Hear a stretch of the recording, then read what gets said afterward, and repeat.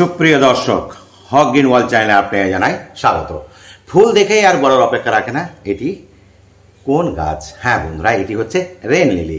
নাম শুনেই বুঝতে পারছেন, রেন অর্থাৎ বৃষ্টির সঙ্গে সম্পর্কিত এই গাছগুলো, যার জন্য এর নাম রেন লিলি।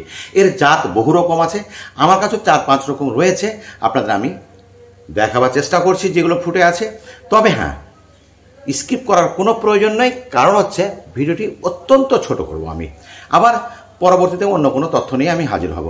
তো যাই হোক, আজকে যে কাজটা বলবো, যে জিনিসটা ভুল করে অনেক সময় গাছে ফুল আসে না, তো কেন আসে না সেই কথাগুলোই আমি বলবো। প্রথমে বলবো আমি যে অ্যাকচুয়ালি এই গাছগুলো দুইভাবে বংশবৃদ্ধি করতে পারি আমরা। প্রথমে একটু যদি টবের কথাই বলি, টব খুব বেশি বড় নেওয়ার দরকার নেই, 8 থেকে 10 ইঞ্চি টব হলেই যথেষ্ট। মাটির টব অবশ্যই প্রাধান্য দেবেন। 2 নম্বর কথা হচ্ছে এর মিডিয়া একেবারে শক্ত মাটি করবেন না, হালকা মিডিয়া করবেন।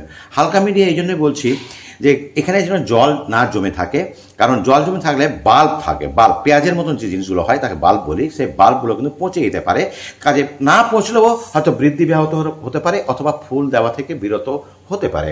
কাজে মাটিটা করতে হবে ওয়েল ড্রেনেজ, অর্থাৎ আপনি গার্ডেন সহায় নিয়েছেন, আপনি কোকোপিটও নিয়েছেন, একটু ময়েস পছন্দ করে বলে বালি অবশ্যই নেবেন, কারণ জল যাতে সঙ্গে সঙ্গে বেরিয়ে যায়, কারণ এটা যেহেতু বৃষ্টির সময় ফোটে, কাজে জলটা যাতে না জমে সেটা কিন্তু প্রথম খেয়াল রাখতে হবে। এবার কথা হচ্ছে এর সিড পটও হয়, সিড পট থেকেও কিন্তু আপনি এর বংশবিস্তার করতেই পারেন, সে আলাদা ব্যাপার। তো এবার দ্বিতীয় কথা বলবো, এটা কখন পটিং করবেন। যদি আপনি বাল্ব বসান, অবশ্যই বড় বাল্বগুলোকে বাছাই করে নিয়ে ফেব্রুয়ারি মাসের দিকে বসিয়ে দেবেন।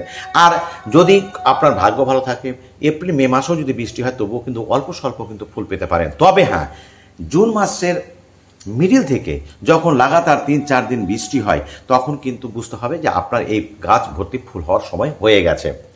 তারপরেও যদি আপনার ফুল না হয়, তাহলে আপনি যে দুটো ভুল করেছেন, গাছকে দুর্বল করেছেন। কীরকম দুর্বল? যেন আমরা দেখেছি মার্চ এপ্রিল মাসে প্রচণ্ড দাবদাহে কিন্তু গাছগুলোকে আমরা বাইরে রেখে দিই, ফলে গাছের পাতা হলুদ হয়ে যায়। তো আমি বলবো, যখন প্রচণ্ড খরা চলবে, এই গাছের প্রতি যদিও আমরা নজর দিই না, একটু কোনো শেডে রাখবেন বা কোনো গাছের তলায় রাখবেন, তাহলে গাছেরগুলো খুব সুন্দর থাকবে। দ্বিতীয় কথা হচ্ছে, জুন মাসের শেষের দিকে অথবা জুলাই মাসের দিকে যদি এই গাছে ফুল না আসে, তাহলে আপনি পুরোটাকে ধরে এরকম কাঁচি দিয়ে সমান করে কেটে দেবেন। আপনি কেটে দিলে মনে করবেন গাছ যে ফুল দেবে তা নয়, সেই বছরই ফুল দেবে, সুন্দর ফুল দেবে। তাহলে দ্বিতীয় কথাটা বুঝতে পারলেন নিশ্চয়, যে জুন মাসের শেষের দিকে যদি দেখেন যে ফুল হচ্ছে না, তখন সমান করে কেটে দেবেন। না বন্ধুরা, এখন কোনো খাবার দেওয়ার কোনো প্রয়োজন নেই, বৃষ্টির জলই এর পিজিআর হিসাবে কাজ করে, অর্থাৎ প্ল্যান্ট গ্রোথ রেগুলেটর হিসাবে কাজ করে। দ্বিতীয় কথা, আর কি কথা হচ্ছে, যারা ফ্ল্যাট বাড়িতে থাকেন, বৃষ্টির জল সরাসরি এই গাছে পড়ে না, তাদের জন্য একটা আমি নতুন উপায় বের করে দিচ্ছি। বাইরে বৃষ্টির জলটাকে ধরে সেই জলটাকে গাছে দেবেন এবং মাঝে মাঝে এটা স্প্রে করে দেবেন, তাহলে দেখবেন গাছে আপনার প্রচুর ফুল ফুটছে, বৃষ্টির জল না পেয়েও সরাসরি। তৃতীয় কথা হচ্ছে, এই গাছে ফুলগুলো বেশ কয়েকদিন থাকে, কাজে এই গাছ কিন্তু আপনার কোনো অবস্থাতে মনে করবেন না যে গাছটি কিন্তু আপনার ইনডোরের গাছ, অবশ্যই এটা আউটডোরের। তবে হ্যাঁ, প্রচণ্ড দাবদাহে একটু সরে রাখবেন, সেমি সেটে রাখবেন, সকালের রোদটা যেন পায়, দুপুরের রোদটা যেন না পায়, আবার বিকালের রোদটা পেলেও চলবে। কোনো রোগ পোকা খুব একটা দেখা যায় না। কি করবেন এই অবস্থায়? যেহেতু বর্ষাকাল, অনেক আগাছা হতে পারে, তবে আগাছাগুলোকে আপনি চেষ্টা করবেন তুলে নেওয়ার। তো বন্ধুরা, আমি চলে যাব এবার আপনাদেরকে অন্যান্য ভ্যারাইটির গাছগুলো দেখাতে। বন্ধুরা দেখুন, এবার আমার এই কয়েকটা হলুদ রঙের রয়েছে, এগুলো ঝাড় তৈরি হয়ে যাবে 1 বছরের মধ্যেই, পুরো টব ভর্তি হয়ে যাবে এবং হলুদ রঙ দেখতে খুবই সুন্দর লাগে। আর এছাড়াও আমার কাছে সাদা রঙের রয়েছে, সেটাও কিছুটা ফুটেছে দেখুন। তো এগুলো কিন্তু ছোট সাইজের, এদের মধ্যে আবার বড় সাইজ আছে, যে সাদাটা আজকে ফোটেনি, এটা দুর্ভাগ্যের বিষয়, যাই হোক না কেন।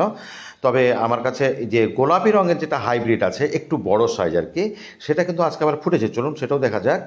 তো এই যে একটাই ফুটেছে, এটা কিন্তু সংখ্যাটা খুব বেশি হয় না। তো বন্ধুরা চলুন এবার মূল ভিডিওতে আমরা সেখানে কিছু কথা বলে ভিডিওটি শেষ করব। তো বন্ধুরা, আশা করি আপনারা সব কিছুই বুঝতে পারলেন এবং আমার যে টিপসগুলো, সেই টিপসগুলো ফলো করে আপনারা প্রচুর গাছে ফুল ফোটাবেন, এই কামনা এবং আশা নিয়ে আজকের মতো এখানেই শেষ করছি। কথা হবে অন্য কোনো গাছ নিয়ে, অন্য কোনো তথ্য নিয়ে। ভালো থাকুন, সুস্থ থাকুন, ধন্যবাদ।